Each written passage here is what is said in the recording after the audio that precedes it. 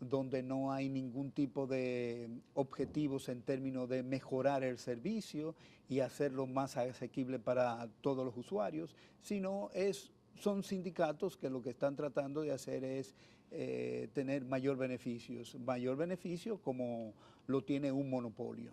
Entonces ese monopolio no podría existir o no debe existir en el sector de transporte. Pero además el Estado como ente regulador no garantiza que haya una correlación de costos y el precio del servicio que ellos ofrecen, porque los transportistas aumentan los costos de las cargas y de los pasajes casi al ojo por ciento. Dicen, subió la gasolina, subió el gasoil, vamos a subir. El problema es que la regulación en ese sector es tan difusa, hay tantas instituciones que tienen que ver con la regulación de ese sector, que ninguno se atreve a sacar la cabeza para decir, yo regulo efectivamente. No hay gobernabilidad, ahí no hay gobernabilidad. No, en absoluto. Ni siquiera el Intran que se ha creado nuevo. Y fíjate, en sectores que están relativamente más organizados, como es el sector eléctrico, también en ese sector la regulación estatal es débil.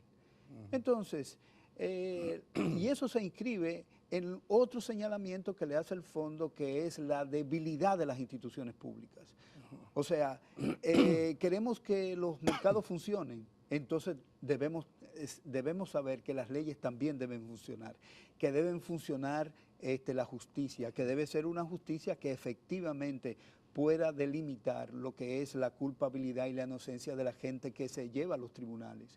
No solamente desde el punto de vista judicial, sino también desde el punto de vista administrativo, desde el punto de vista del funcionamiento de cualquier tipo de mercado. El sustento fundamental del funcionamiento de los mercados tienen que ser las instituciones que velan por el cumplimiento de la ley. Y sabemos que el gobierno en su conjunto ha sido muy débil en hacer que la ley se cumpla. Y justamente por eso tenemos en la actualidad un proceso montado para la reelección del presidente, a pesar de que la ley, la Constitución, le prohíbe efectivamente al presidente reelegirse. Por otro lado, el espacio fiscal muy limitado. ¿Qué significa espacio fiscal? No hay dinero para tener, digamos, algunos ahorros que le permitan a la República Dominicana responder de manera adecuada frente a una crisis internacional, frente a un aumento de los precios del petróleo, frente a un aumento de las tasas de interés de Estados Unidos y cualquier otra dificultad macroeconómica inesperada que se presente, República Dominicana no puede responder. Pero peor que eso, el fondo también le ha dicho al gobierno, usted tiene que tener una determinada reserva, porque de la única manera que usted puede reducir la tendencia creciente de la deuda pública es sencillamente teniendo un mayor ahorro. Y sencillamente el gobierno no ha podido tener un 1% de superávit primario desde que el fondo ha comenzado a recomendar ese 1% de superávit primario para comenzar a reducir la tendencia creciente de la deuda. Esa recomendación fue hecha en el 2016, que fue de 1.6 de superávit primario. Después tiene 2 años consecutivos diciendo que sea un 1% y el gobierno siempre tiene un déficit de alrededor de 0.2, 0.3% como superávit primario. De tal manera que si vemos las recomendaciones que ha hecho el Fondo Monetario previamente, el gobierno no ha hecho ninguna. Todavía ha hecho menos en términos de la seguridad social. Ellos saben que la seguridad social es un problema y un problema que responsabiliza directamente al gobierno porque según la ley 8701, los dineros de los trabajadores no se pueden perder y el último garante es el gobierno. De tal manera que si el último garante es el gobierno y ahora mismo los recursos que se están produciendo no son suficientes para cubrir el pasivo actuarial que tiene la Superintendencia de Pensiones, evidentemente que ahí puede haber un gran riesgo fiscal para el gobierno dominicano. Y eso también está señalado por el fondo. ¿No hay señalamiento sobre el nivel de la deuda? Por supuesto, o sea, el hecho de que le estén diciendo al gobierno, usted tiene que modificar su política fiscal, tiene que comenzar a tener un marco macroeconómico y fiscal que le permita determinar de manera certera cuál es el déficit que es consistente con la reducción de la deuda. Y se puede esperar que lo que le queda a este gobierno o a este periodo gubernamental se adopten medidas encaminadas a corregir esos pero temas. Por supuesto que están haciendo medidas, pero desde el punto de vista del ingreso, de los ingresos tributarios. O sea, todo lo que está haciendo DGI, nosotros estamos asistiendo de manera silenciosa y muy ordenadamente a un aumento de muchísimos de los impuestos que estaban contenidos previamente en la agenda de la reforma de la política fiscal, por ejemplo, de los ingresos. El IPI fue duplicado y nadie ha dicho absolutamente nada. Ese es el impuesto a la vivienda. Ese es el impuesto a la vivienda. ¿Qué fue lo que hicieron? Ellos llamaron por teléfono a las casas y dijeron que iban a tirarle una fotografía a la vivienda y sencillamente a partir de esa fotografía que usted no ha visto, subieron el IPI. Cuando el Catastro Nacional es el encargado de valorar las viviendas en la República Dominicana, la DGI pero no pasa eso. No ha pasado eso, sencillamente se tomó una decisión administrativa. Y se espera, y el fondo lo destaca en los informes anteriores, de que se siga el mismo tipo de reforma y aspiran a que para el final del año 20 se haya conseguido alrededor de 1.4% del producto en incremento de impuestos. Y ahí la Dirección de Impuestos Internos ha venido cumpliendo religiosamente con el incremento subrepticio de tasas de impositivas que necesariamente tendrían que ir y conocerse en el Congreso Nacional. Entonces eso quiere decir que se engavetó definitivamente el pacto fiscal, porque además se venía supeditando a la firma de otros pactos. Bueno, ahí habían discrepancias entre el sector, digamos, privado y el gobierno. Y obviamente algunas organizaciones sociales hicieron sus planteamientos de cuáles serían las características fundamentales que debía tener esa reforma fiscal. Obviamente cuando se habla de equidad y cuando se habla de progresividad, ninguna de las clases importantes, o sea, quieren entrar en ese proceso de discusión, porque saben que la progresividad es una aplicación directamente a ellos, que son los que mayor nivel de riqueza tienen en la República Dominicana, y la equidad obviamente que no se persigue. Para el próximo mes entrará en vigencia el anuncio que hizo el presidente Medina el 27 de febrero de incremento salarial, los salarios mínimos por lo menos, o los salarios más bajos del sector público.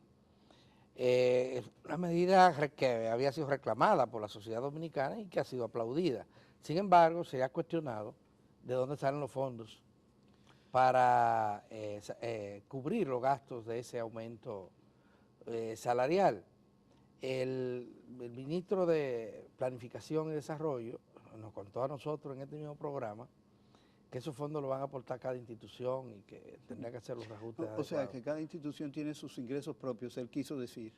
No, yo creo que hay que agregarle a eso que dijo el ministro, que el presupuesto público no es un presupuesto, es un papel cualquiera, que se modifica desde cualquier institución. No hay ningún tipo de regulación, a pesar de que existe una ley que regule el presupuesto público. Eso no se podía hacer, el presidente no lo puede hacer, porque las reglas del presupuesto público indican que previamente usted debe haber identificado la fuente de financiamiento. Y esas fuentes de financiamiento no fueron identificadas inicialmente, eso fue una medida que se le ocurrió al presidente o al gabinete al momento del pronunciamiento del discurso del 27 de febrero. Pero obviamente entonces lo que va a ocurrir es que habrá un aumento del gasto en la nómina. Habrá un aumento y habrá un aumento del... Y se disminuirá el gasto en la labor de las instituciones. Algunas instituciones sufrirán, por eso que el presupuesto público sirve para poco. Esos 3.500, 4.000 millones de pesos que se necesitan van a salir de otras instituciones. ¿De cuál? Probablemente se lo quiten a educación, se lo quiten a salud, a pesar de lo maltrecho que está la ejecución de esos presupuestos. Porque el ministro también decía, Bueno, y si las instituciones tienen algún problema después, lo resolvemos con el presupuesto complementario. Y el presupuesto complementario es una mala aplicación y una mala interpretación de la ley presupuestaria. Se supone que usted debe tener un presupuesto complementario si las estimaciones de los ingresos superaron, la ejecución real superó la estimación que originalmente se hizo en el presupuesto. Y eso no ocurre. O si ocurre es sencillamente porque los ingresos son subestimados y al subestimarlo, cuando se presenta la ejecución real de los ingresos, efectivamente es superior a esa estimación y entonces llevan a un presupuesto complementario. Pero en realidad no se ha producido en la República Dominicana, desde que esta administración está en el gobierno, un exceso real de ingresos sobre la estimación. Lo que hay es una subestimación de ingresos y a partir de ahí, por eso todas las instituciones recaudadoras dicen, yo superé la meta, yo superé la meta. Claro que la superaron porque la subestimaron al principio. Claro, hay casi un consenso, un acuerdo no escrito de que no va a haber pacto fiscal en lo que resta de gobierno. Y a eso como que todo el mundo se ha resignado, el sector empresarial, los sectores sociales, y el gobierno, por supuesto, que ha evadido esa situación. Pero se da como un hecho que cualquiera que sea el gobierno que surja de las elecciones del 2020, aquí va a haber un ajuste fiscal significativo para poder contrarrestar ese déficit que arrastra el país. Depende, Adalberto, depende del compromiso que tenga el próximo gobierno en hacer las cosas como establece la ley y como establece la normativa en los diferentes sectores. O sea, si efectivamente usted quiere reducir la deuda pública, o sea, tiene que hacer que la tendencia de la deuda pública, en lugar de aumentar, tienda a bajar, entonces usted tiene que hacer un compromiso de no solamente modificar los ingresos, sino de la misma manera usted debe hacer una contribución a la reducción, a la eficientización del gasto público. Y eso se puede hacer. Hay muchísimas instituciones que solamente es para cumplir con funciones sociales de creación de empleo para los compañeritos del partido. Y esas instituciones sencillamente hay muchísimas instituciones duplicadas. Y todas esas instituciones tienen que salir del escenario público y hacer más eficiente el Estado Dominicano. El Estado Dominicano ha crecido muchísimo, ha crecido enormemente. Sin embargo, aquellas voces que en los años 90 y a principios de los 2000 se rasgaban la vestidura diciendo que el Estado era muy grande en la República Dominicana, hoy en día es mucho más grande. Es mucho más grande, más ineficiente y sin embargo no hay ningún tipo de reclamo en ese sentido. Pero ¿cómo podrá un futuro gobierno afrontar este tema del déficit? Porque el déficit y solamente lo que tiene que pagar el país de los compromisos derivados de la deuda, tanto intereses como capitales, ya es una carga demasiado alta, casi insoportable. Sí. Hay que proponerse un plan, o sea, y necesariamente habrá que reducir los gastos, ver cuánto yo puedo, esa reducción de gastos contribuye a esa reducción. Una reforma. Y por el otro lado, tiene que hacer una reforma del lado de los ingresos, tiene que hacer más equitativo la aplicación de los ingresos del gobierno, de los impuestos de la gente, y eso necesita un esfuerzo y necesita construir una serie de escenarios y ver cuál es el escenario que es el mejor y el alcanzable que se puede aplicar para resolver ese problema. Yo no creo que la República Dominicana pueda continuar de manera alegre la carrera de endeudamiento, porque cuando a mí me falta dinero yo sencillamente coloco un bono. Y no solamente eso, sino que coloco un bono, pero además para pagar, por ejemplo, deudas, para aumentarle las reservas al Banco Central. O sea, al Banco Central se le pagaron 320 millones de dólares por unos bonos que tenía vencido. Con el préstamo o con la colocación del bono de los 2.000 millones de dólares que se hizo para recomprar la deuda de Venezuela. Ahí se se tomaron 320 millones de dólares para pagar el Banco Central. El Banco Central nos ha dicho que es eficiente, que es lo mejor que hay en la República Dominicana. Sin embargo, no solamente no puede pagar su deuda, sino que además, Sigue incrementando. no solamente que la incrementa, sino que además precisa del gobierno, de la intervención permanente para poder pagar su gasto corriente. El 80% de los gastos en promedio desde el 2005 hasta el 2017 que tiene el Banco Central son intereses que paga por su deuda, es decir, el déficit cuasi fiscal que tiene. Paga el 80% de sus gastos, de todos los gastos que tiene, el Banco Central paga 80% de intereses. Pero además, el déficit operativo del Banco Central fue en el último año que se tienen los estados financieros auditados de 43 mil millones de pesos. ¿Cómo se hace eso? Sencillamente se hace emisión monetaria y con eso se cubre, porque el Banco Central no tiene ingresos. Se nos acabó el tiempo, eso le llamaban antes dinero inorgánico. Exactamente.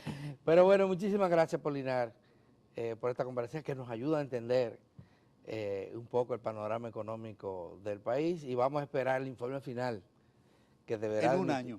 del informe final ahora de la misión del Sí, no, pero esa misión es el informe final, después que lo discuten, dura un año. Bueno. Porque el anterior recientemente se publicó. Oh, ya. Sí. Ok. Bueno, ya lo saben. No se vayan, que queda más en 1+1.